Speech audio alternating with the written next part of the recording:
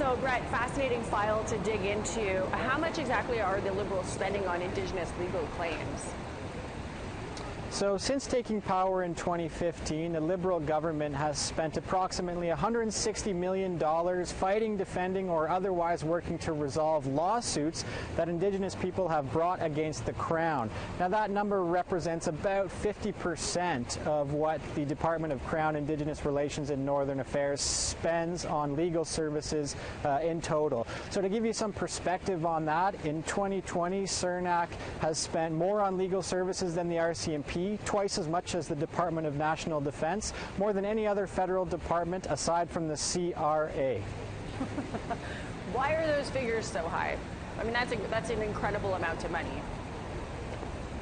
Yeah, well, I think in many cases the fact of the matter is that the gavel is more powerful than the pen or the sword. Indigenous people often take to the courts when they feel like the government is not negotiating with them in good faith. And these lawsuits can often take decades to resolve. They go back centuries sometimes in terms of injustices that need to be addressed. And this has been consistent over the last decade. So over the last 10 years, under the regimes of both Stephen Harper and Prime Minister Justin Trudeau, the federal government spends about $30 million per year consistently. And in fact, in the first 3 years under Justin Trudeau, the Liberal government actually spent $3 million more than Stephen Harper actively fighting Indigenous people in court. So can you explain to us where specifically this got? I mean, we know the big amount of money, but more specifically, what is that money being spent on? Is it all to lawyers? Is it? Yeah, so that money is primarily going to the Justice Department and the lawyers within the Justice Department. It's about 47% of that money gets spent on lawyers to actively litigate. The rest goes towards what they call advisory services. So there's a lot of complex things, negotiations, land claim settlements, self-government agreements that need to be lawyered before they can be resolved. So I've talked to some people who are engaged in some of these lawsuits, and they often, point to this as kind of the cost of colonialism. When negotiations don't move or don't move quickly or at all, lawsuits are going to be the result, and we're seeing that now.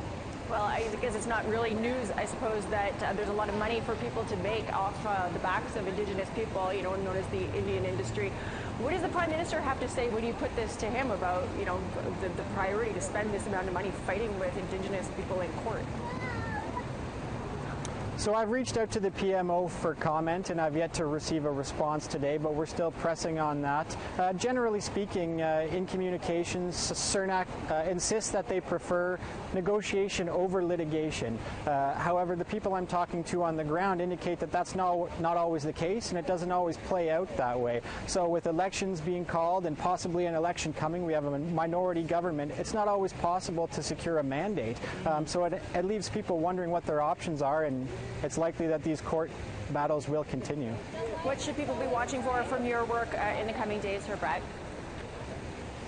Well, right now what I'm going to do is pursue this issue further and try to get some response from the federal government. The issue here is back in 2015, Prime Minister Justin Trudeau attended the AFN General Assembly, and there he promised to renew the approach, to renew the nation-to-nation approach. He promised to reject the adversarial approaches of the past. But critics say when you look at the numbers that the federal government continues to spend litigating against Indigenous people in court, that's not really the case. So I'm going to pursue that moving forward.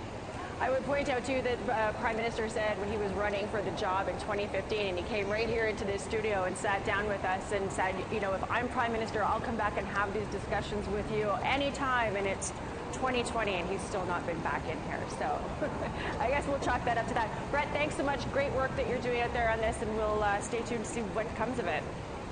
Thank you.